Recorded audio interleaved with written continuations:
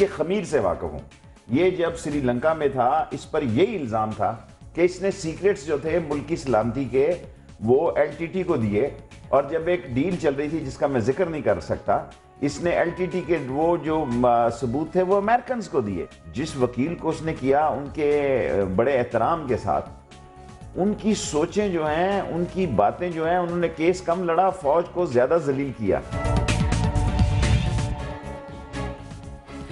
Welcome back. हम बात कर रहे हैं शेख रशीद साहब से और बात हो रही है मेमोगेट स्कैंडल की। आइंदा आने वाले दिनों में हम देखेंगे कि इस तमाम मामले का लॉजिकल कंक्लूजन क्या होगा। क्या हुसैन हक्कानी साहब के खिलाफ वाकई मुख्तलिफ हलकों ने मिलकर एक साजिश की थी, या इस मामले को एंड तक लेकर जाना बहुत जरूरी है। शेख साहब, दोबारा मैं आपसे सवाल ये करूंगी कि अमेरिका एकदम से इतनी दिलचस्पी क्यों लेने लग गया अब इस मामले में?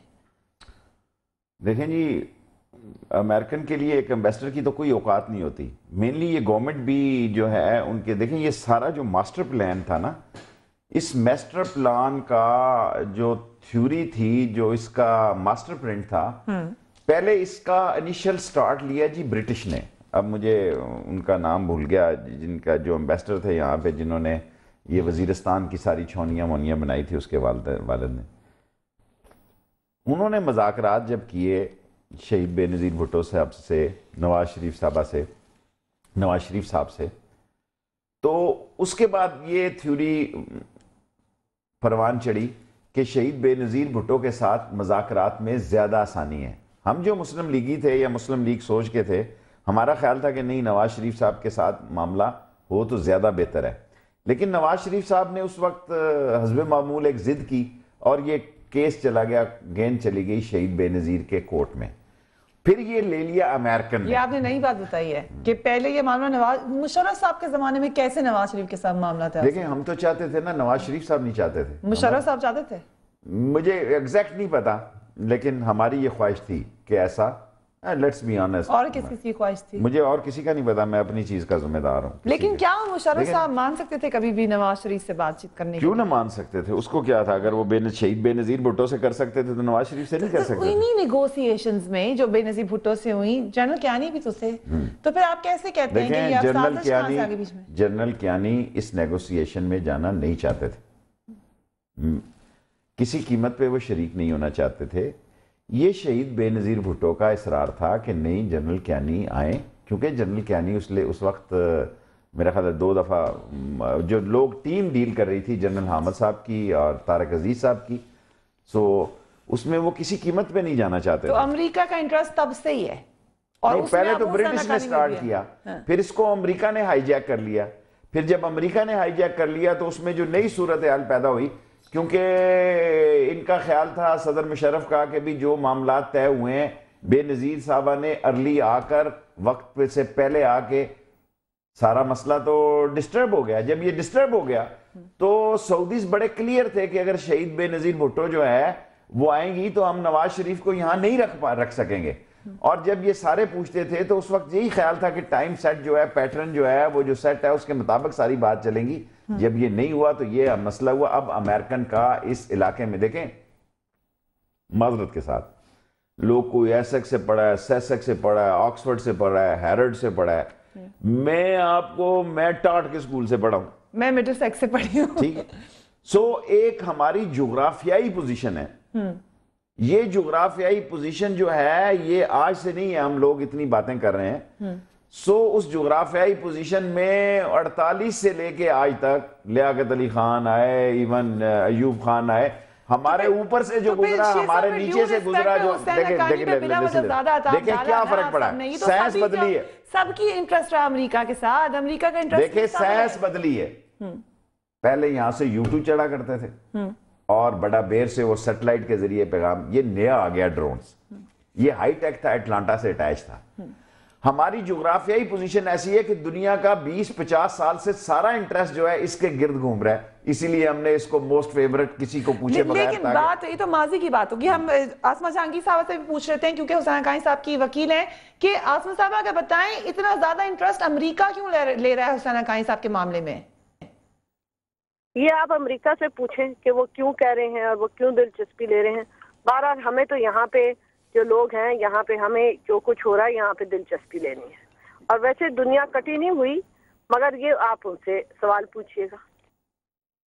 लेकिन जब आसमा साहबा जो बातें आपने अदालत के खिलाफ कही, चीफ जस्टिस साहब को भी आप देख लें, वही शख्स है जो एस्टेब्लिशमेंट के खिलाफ डटे।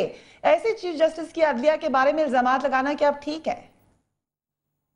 आपको शायद देर से समझ आएगी, मगर मैं आपसे ये अर्ज करना चाहती हूँ कि हमने कानून की बालादस्ती, रूल ऑफ लॉ, इंसानी हकूक के लिए हम समझते थे कि एक आमिर जो है और एक एस्टेब्लिशमेंट जो है उसकी जो एक बालादस्ती है इस मुल्क में, उसको कम करना चाहिए। और ये बार बार मैं बात कर रही हूँ कि अभी तक एस्टेब्लिशमेंट में इस मुल्क से के हुक्मरान ही हैं, अभी कोई फर्क नहीं पड़ा है। तो मैं समझती हूँ कि ऐसी जो उनके कहने पे एक इतनी बड़ी कमीशन बैठाई जाए, जबकि आप देखें कि एबटाबाद का जो किस्सा है वो इससे ज्यादा संगीन था। उस पर तो एक सुप्रीम कोर्ट का फॉर्मर जज है, यहाँ पे 3 चीफ जस्टिस बैठे, किस लिए? एक मंसूर इजाज के कहने पे तो नहीं बैठे। मंसूर इजाज की तो कोई हैसियत नहीं है और उसकी क्रेडिबिलिटी नहीं है, वो तो खुद सब सोच रहे हैं। तो किस लिए बैठाए गए? अपनी एस्टैब्लिशमेंट को अपीज करने के लिए। हमारी हुकूमत ने भी काम किया। तो मैं समझती हूँ कि ये चीजें जो हैं ये बाद में जाके देर पा इसके असरात होते हैं। शेख साहब, वो जो लड़ चुकी हैं अदलिया के लिए, वो उन्होंने पहले मायूसी जाहिर की। कल सदर साहब ने भी इंटरव्यू में बड़ी अहम बात कह दी कि मैं पार्लिमानी कमेटी के ऊपर ही इन्हिसार करूंगा। तो फिर क्या हो क्या रहा है? मेरी समझ से बाहर है कि पार्लिमानी कमेटी तो देखे ये पहले बन जानी चाहिए थी। देखे ना, पार्लिमानी कमेटी अगर पहले बन जाती तो ये इतना बड़ा कट्टा ही ना खुलता मसाइल का। लेकिन वो भी तो देखे ना, मेरी बहनों की जगह है, उनसे एक मेरा फैमिली, उनके वालिद से एक तलक, मैं उनकी एक अपनी राय है शुरू से, आज से नहीं, जब वो बिल्कुल अर्ली पॉलिटिक्स में उनका एक डिफरेंट स्टैंड था। जब आप देखें ना, एक बंदे की जो है उनकी सोचों का महवर जो है शुरू दिन से ही उनकी एक अलग से राय होती है।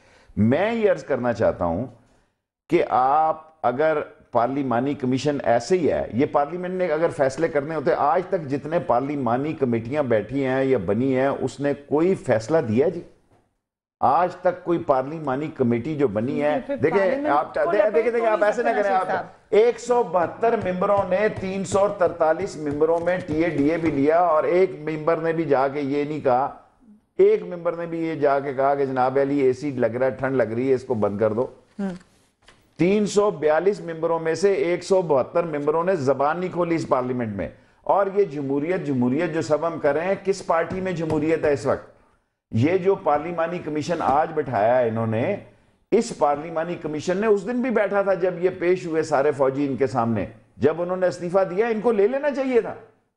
देखे ना, इनमें इतनी जुर्रत होती कि जब 2 मई का वाकया हुआ है, जब एक आर्मी का इंचार्ज, मैं समझता हूं कि इसमें मुझे कोई जरा बराबर शक नहीं है, उनको ले लेना चाहिए था। मैं दयानतदारी से ये समझता हूं कि इसमें अगर नहीं लिया तो देखा फिर मैं, आप देखे ना, मैं सामने तो टार्जन ना बन सकूं, सामने तो मेरी रालें टपक रही हूं, सामने तो मैं क्लैप देखे आप मुझे देखे भी क्लियर कर दिया, state with in state Musharraf साहब को कहा था उन्होंने। किसने? ओ छोड़े जी, छोड़े। अब मैं पागल तो नहीं हूं ना जी, मैं स्टेट विद इन स्टेट जो है, हौसला रखना चाहिए बंदे को, बंदे से गलतियां भी हो जाती है, बंदा सही भी कहता है, बंदे को अपने किले पर कायम रहना चाहिए।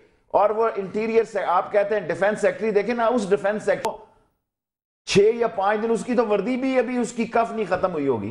देखे ना, एक आदमी नया, मेरा एक बंदा आता है, आप उसको अटैकिंग लिस्ट में कर देती हैं। तो फिर ये देखे ना, फिर आप, ये आपका प्रॉब्लम है। जब मेरे ज़हन में कोई बात आती है, आप बस फिर देखे ना, मेरे पास तो ये ट्यूटर कंप्यूटर और ये मोबाइल फोन नहीं है ना।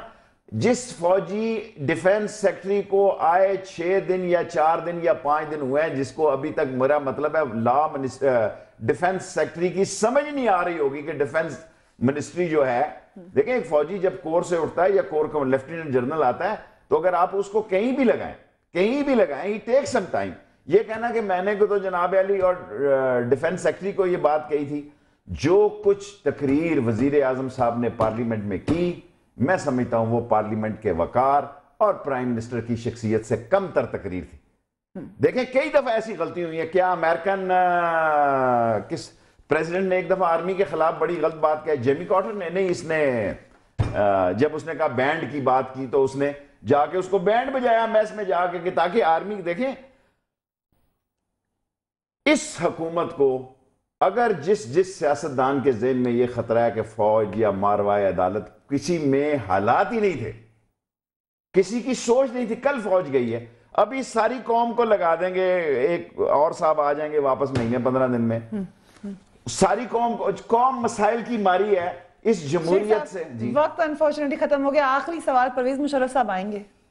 देखें अभी तो ऐसे नजर आ टिकट रहा है। खरीद लिया मैंने। हाँ जी, टिकट खरीद लिया मैंने, कहते हैं आएंगे। कह सकता हूँ आएंगे। अब तो पहले आपका मेरा क्या ख्याल ख्याल है? आपका पहले तो मेरा ख्याल था कि शायद नहीं आएंगे, अब तो मुझे शक पड़ रहा है कि आएंगे। आपको शक पड़ा है आएंगे। शेख रशीद साहब, thank you very much for joining us on News Beat. Sheikh साहब से हम जानना चाहे थे मेमो गेट का लॉजिकल कंक्लूजन क्या होगा, आप उसके बारे में क्या सोचते हैं कि आने वाले दिनों में अगर इंक्वायरी हो रही है तो क्या होगा, उसको ट्रांसपेरेंट बनाने का क्या तरीका होगा? अब तो अमेरिका ने भी कह दिया कि उसको ट्रांसपेरेंट होना चाहिए, तो क्या ये ट्रांसपेरेंट होगी और आपकी उससे क्या उम्मीद है? Do write to me on newsbeat@sama.tv और you can join me on my Facebook page which is Newsbeat with Faria Idrees. अपना अपने घर वालों का ख्याल रखिएगा। आपसे कल मुलाकात होगी। अल्लाह हाफिज।